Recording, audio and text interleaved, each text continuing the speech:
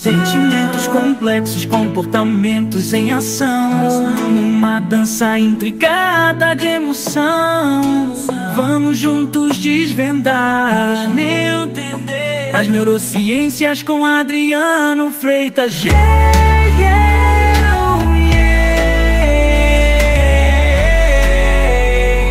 Você está ouvindo mais um episódio do podcast sobre neurociências, produzido em parceria com o programa de extensão Sustenta a Vida da Universidade Federal Fluminense. Eu sou o Adriano Freitas, pós-graduado em neuroaprendizagem, especialista em neuropsicologia clínica, neurociência clínica. Neste episódio eu falo sobre relacionamentos na adolescência. Na escola da vida aprendemos a cada dia, todo dia educando a mente. Já curtiu nossas redes sociais? Neurociência.af, TikTok, Instagram e Facebook, te aguardo lá. E quer participar enviando dúvidas, críticas, elogios, sugestões de tema? Isso pode ser feito através do e-mail podcast@sustenta-vida.com ou mensagem de WhatsApp para o número 2299-222-1003.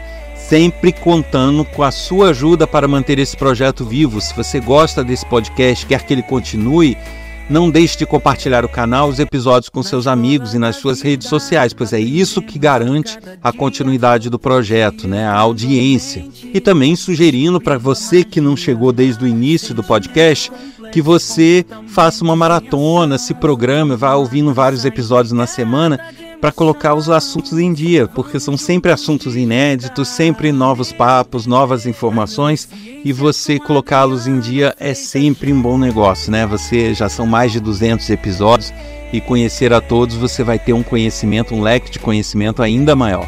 Então, não deixe lá de se programar e vá escutando todos eles, hein? Na escola da vida aprendemos a cada dia, todo dia educando a mente. E o episódio dessa semana surgiu através de uma sugestão que chegou pelo WhatsApp, que é de falar sobre os relacionamentos na adolescência. Em alguns momentos eu já até toquei nesse assunto também, mas chegou esse pedido e eu vou falar especificamente sobre isso. Para a gente começar a entender, né, como se dá os relacionamentos na adolescência, eu vou fazer uma divisão aqui, porque não ficou muito claro se esse tipo de relacionamento que se refere é relacionamento amoroso ou ao relacionamentos no geral, com amigos, com familiares. Então, eu vou fazer essa distinção entre relacionamentos amorosos e relacionamentos, né, de amizade e entre família. Bom, a adolescência, né, para começo de conversa, é aquela fase que todo mundo sabe que é complicada por diversos motivos, né? Você tem adolescentes que passam aí por um turbilhão de emoções, um turbilhão de reações, né? Que ele é um período onde está se desenvolvendo de forma muito intensa a questão hormonal, e isso afeta comportamento, isso afeta tomadas de decisão, e a gente não pode, né, ignorar isso, por mais que a gente esteja focando do ponto de vista cérebro, porque as coisas interagem, né? O excesso de hormônio, a falta de hormônio faz com que certas estruturas do cérebro trabalhem de forma diferenciada e isso gere comportamentos diferenciados. E a gente precisa considerar também uma informação que eu já passei anteriormente, é de que o nosso cérebro ele não amadurece completamente nesse período de adolescência. As pessoas têm em mente que o período de adolescência é aquele período onde se está ficando adulto e que a partir dos 18, 19 anos a pessoa já é um adulto, já consegue se comportar e ser punido, etc, etc, como um adulto. Só que não é bem assim. Do ponto de vista do cérebro, ele vai amadurecendo, né, durante vários anos, e ele chega à sua estrutura madura, né? Podemos considerar um cérebro como maduro a partir ali dos 34 anos, por ali. Alguns autores, alguns pesquisadores consideram um pouco mais, alguns um pouco menos, mas geralmente em torno disso, 30, 33, 34 anos, que é quando todas as estruturas do cérebro já chegaram a um ponto de maturação de um indivíduo adulto, né? E a partir daí ele faz o processo contrário, ele vai tendo desgaste com a idade, vai envelhecendo e vai perdendo eficiência em várias estruturas. Mas o ápice dele, enquanto cérebro maduro, é nessa faixa aí de 34 anos. Isso significa que nesse período de adolescência, pré-adolescência, até chegar aos 18 anos, por mais que o corpo esteja se preparando, esteja ficando maduro, o cérebro ainda não. Há um descompasso entre o corpo, os hormônios e o cérebro. E nesse amadurecimento do cérebro, a gente tem estruturas que vão ficando prontas mais cedo e outras mais tarde. E a última a amadurecer é aquele famoso córtex pré-frontal, que eu viro e mexo, estou falando nele.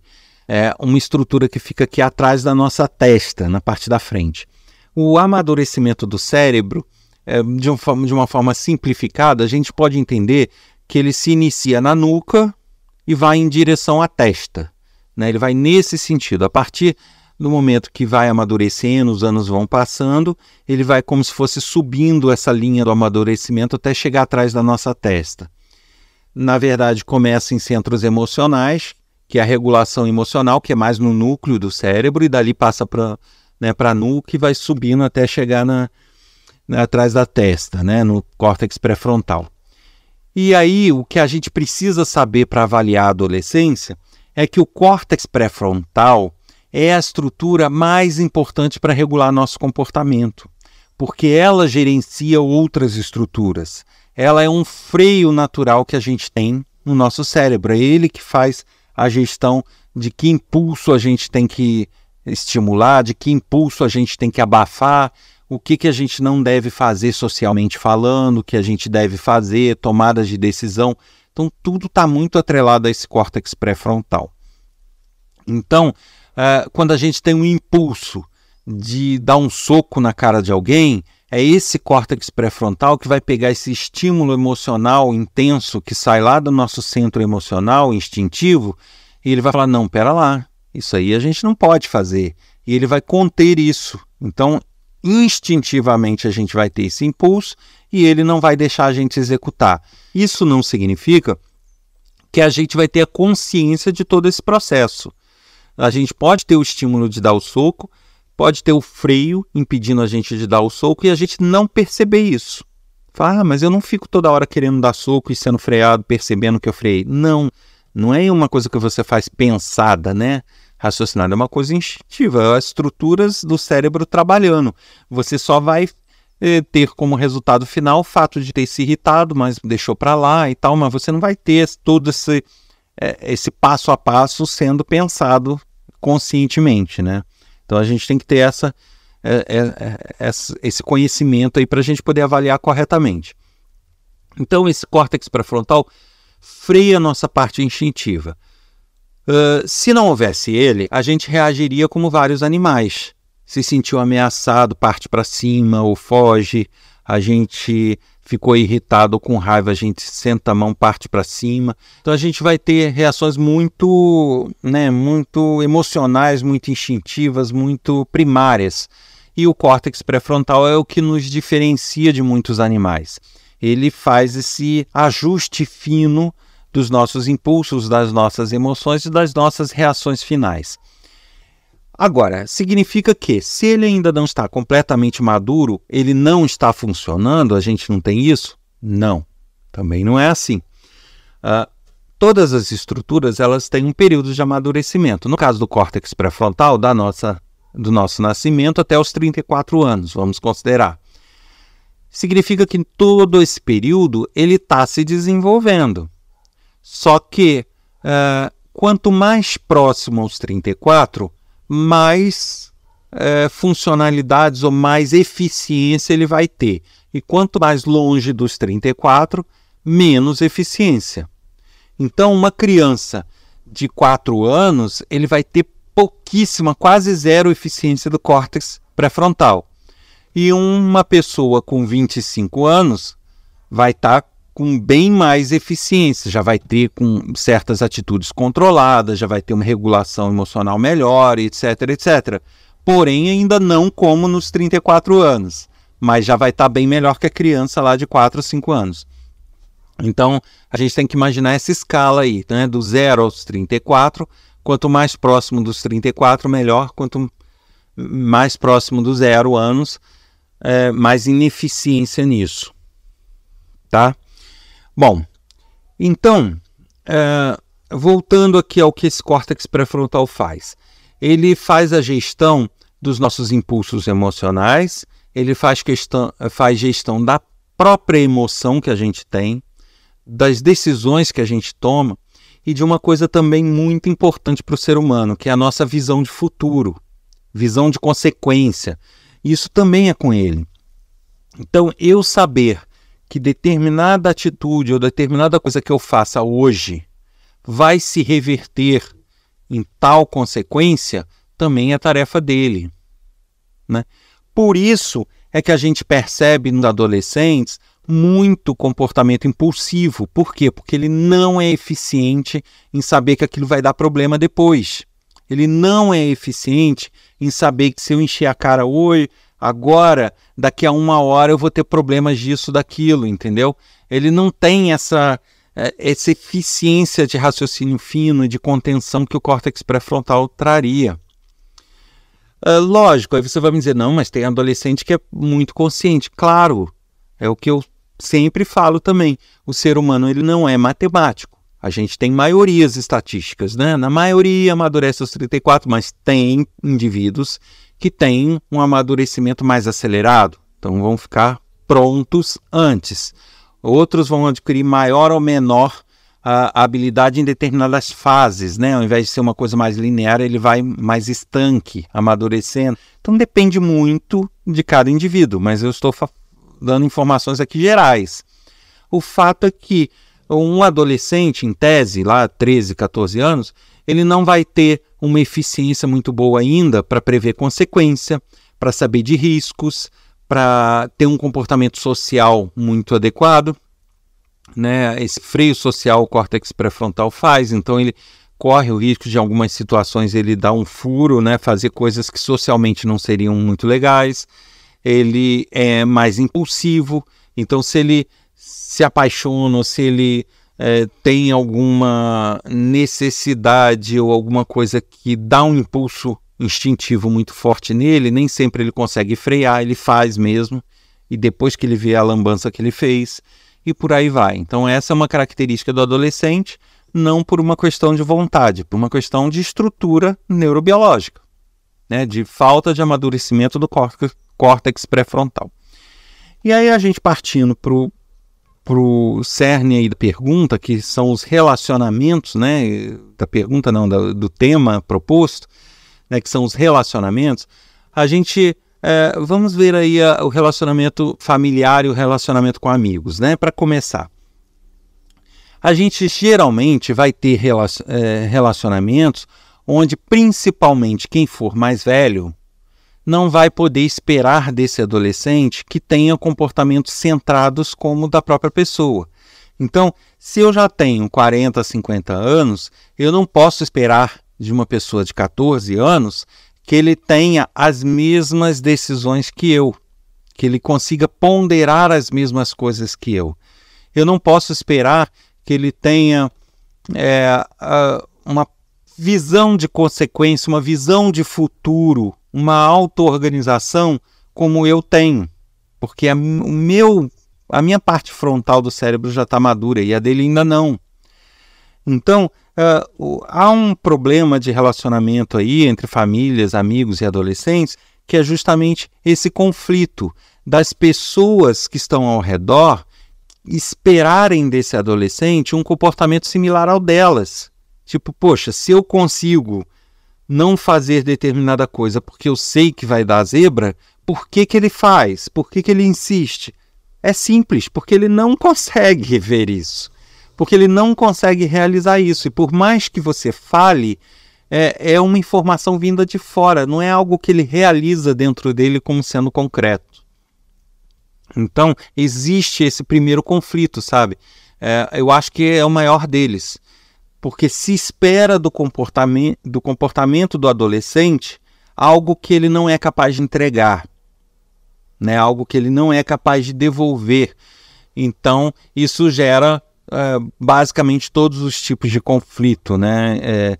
Eu acho que o grande trabalho aí é conseguir insistentemente, e eu diria que de forma resiliente, ou seja, sem aquela de já falei uma vez, já falei duas, não falo mais. Não, tem que falar 1, 2, 3, 4, 5, 50 vezes.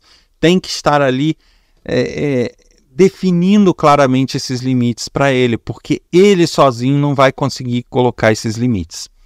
Então, essa é a primeira consciência aí que se deve ter cuidado no relacionamento com adolescentes e com crianças, né?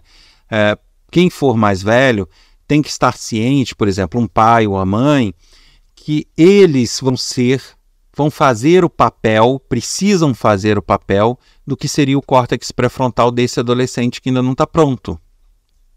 Então, coisas que seriam para o córtex pré-frontal dele fazer, os pais precisam tomar a frente e fazer, por mais que isso em algumas situações até doa, por ver ele triste, né, por ver ele contrariado, mas em alguns momentos é necessário. É algo que vai atentar contra a segurança dele. Não vai fazer e ponto. Mas não vai fazer porque você já tem como saber o resultado daquilo e ele não vai conseguir realizar. Então esse é o primeiro ponto de conflito, né? Os pais, familiares e amigos conseguirem atuar como sendo esse córtex pré-frontal que ele não tem. Não é que ele não tenha, na verdade não tem desenvolvido completamente ainda. Agora, isso se torna ainda um pouco mais difícil quando ele está num grupo, né? Porque o ser humano ele tem uma necessidade natural de viver em clãs, em viver em grupos, em seguir pessoas, né? O famoso efeito manada e tudo. Então, adolescentes, uma escola, um grupo musical, alguma coisa que ele goste, que ele viva naquele grupinho dele, isso vai gerar um problema talvez um pouco maior nessa contenção, nessa regulação que os pais e outros fariam. Porque, por ter um grupo, ele vai ter reforçado aquele comportamento que ainda não é o mais adequado. Né? Porque ele vai seguir o bando, ele vai reforçar e confirmar o seu comportamento por outros que estão no mesmo estágio que ele. Então ele vai ter um reforço disso. Né? Da mesma forma que ele não consegue enxergar a consequência, as pessoas que ele lida do grupinho dele, que ele confia, também não vão. Então vão apoiá-lo, vão incentivá-lo a fazer coisas que ele já estaria fora do que seria o sensato, entendeu? Então realmente é uma época meio complicada por causa desses conflitos. Existem outras questões envolvidas? Claro que sim. Mas eu apontaria essa como o principal problema de relacionamento entre adolescentes, pais e amigos. Agora, partindo para a questão dos relacionamentos amorosos, né? Relacionamentos afetivos, em que eu fiz essa divisão, porque realmente existem particularidades aí no tocante a isso. Né? Justamente pelo não desenvolvimento do córtex pré-frontal, você tem instintos atuando de uma forma mais intensa, né? Se sobrepondo ao raciocínio. Então você tem questões emocionais e instintivas sempre vão ser mais fortes no adolescente do que o raciocínio fino, do que a ponderação, né? Do que a sensatez, muitas vezes. Veja bem, estou falando no geral. Então, quando a gente tem hormônios borbulhando, que é o que ocorre nessa fase, né? Você tem instintos e emoções se sobrepondo a uma ponderação, uma sensatez, o que você acaba tendo? Atitudes totalmente tresloucadas quando acontece uma paixão, quando acontece um encantamento. Então não é difícil o adolescente se encantar por outra pessoa, ter aquelas paixões platônicas, se sentir atraído e ficar com aquilo como se fosse, né, o objetivo de vida dele. E quando algo não dá certo, ele não consegue chegar, aquilo pode destruir a vida dele naquele momento, porque é o que ele quer e o centro emocional vai ficar o tempo todo, né, bombardeando ele com aqueles sentimentos e com aquelas vontades e com aquelas necessidades. E ele não vai ter freio para isso. Então ele não vai conseguir frear muitas atitudes, ele vai fazer algumas coisas meio loucas, meio que talvez depois de alguns anos ele não faria. Ele fala, putz, eu andei fazendo aquilo lá atrás, caramba, como é que eu tive coragem? Ele não teve coragem, ele simplesmente não conseguiu conter os instintos básicos dele. E é isso, né? O relacionamento amoroso é sempre muito explosivo, né? É sempre uma coisa assim exagerada, salvo se não é realmente uma paixão, se não é realmente um interesse. Mas se ele se sentir atraído sexualmente, atraído emocionalmente por alguém, acabou. Vai ser difícil segurar, né? Isso vai afetar todos os outros segmentos da vida dele, porque ele não vai conseguir pensar em coisa diferente, ele vai querer ir atrás daquilo. Se algo não der certo, por exemplo, ele não consegue se posicionar para a pessoa, aquele relacionamento não vai adiante por algum motivo, ele fica de longe olhando, ele vai se frustrar e ser muito impactado se aquela pessoa que ele gosta estiver com outra pessoa, né? E ele, ao ser muito impactado, ele pode simplesmente entrar num processo depressivo ou, dependendo do indivíduo, dos estímulos que ele teve na vida até ali, ele pode partir para questões mais violentas, né? Ele pode partir para brigas, ele pode partir para atitudes realmente nada sensatas, justamente porque ele não tem esses freios sociais, esses freios emocionais que ele deveria ter. Então realmente é um momento muito intenso e que fica difícil você conter, né? Ele precisaria de muito apoio de pessoas que já são mais maduras para, na medida do possível, ir mostrando coisas que ele sozinho não é capaz de raciocinar, né? As consequências, o que vale a pena, o que não vale, né? Olha, você está fazendo coisa louca aqui, isso está te afastando ainda mais. Ter esse balizador de alguém é muito importante. Só que isso seria mais fácil se tivesse alguém que ele confia e que seja mais maduro, e que de fato ele acredita e confia, né? Muitas vezes os pais nessa época são tidos como pessoas do contra, que não querem ajudar. Então muitas vezes eles gostam dos pais instintivamente, mas eles não confiam da forma que muitas vezes um amigo, uma pessoa de fora. E se houver essa pessoa que realmente ele confia para ir balizando ele, essa ajuda acaba sendo muito, muito proveitosa, né? Mas o fato é isso, né? São explosões hormonais e emocionais que ele não consegue frear sozinho. Então é tudo muito intenso, desde o que ele vive, desde o que ele espera, desde o que ele deseja, até as frustrações e as revoltas que ele tem. Então é tudo muito intenso, tudo. Mas, apesar disso tudo e dessas dificuldades, desse turbilhão todo, né, tudo para o ser humano é um aprendizado. Então a gente tem que considerar também que mesmo quebrando a cara, mesmo fazendo coisas ridículas, mesmo fazendo coisas completamente inadequadas, isso vai modelando o cérebro dele, vai balizando para ele ser uma pessoa melhor, para ele se desenvolver melhor. Então, ao mesmo tempo que o cérebro não está totalmente maduro, né, ao tomar uma atitude muito impulsiva e que ele se ferra por causa daquilo, né, mesmo que ele não tendo o córtex pré-frontal maduro, ele sentir na pele a consequência do que ele fez, ou a consequência do que ele espera fazer, isso vai ajudando a moldar esse processo de amadurecimento, para que ele fique maduro de uma forma mais centrada, né, e mais preparada. Por isso, eu falo que é importante ter pessoas que vão balizando ele, né, pessoas que ele confia e que vai fazendo o papel do córtex pré-frontal dele. Mas é importante também que em dados momentos ele quebre a cara. É importante que ele sinta as consequências do que ele faz. É importante que ele se frustre. É importante ele ficar triste. É importante ele ficar angustiado, tá?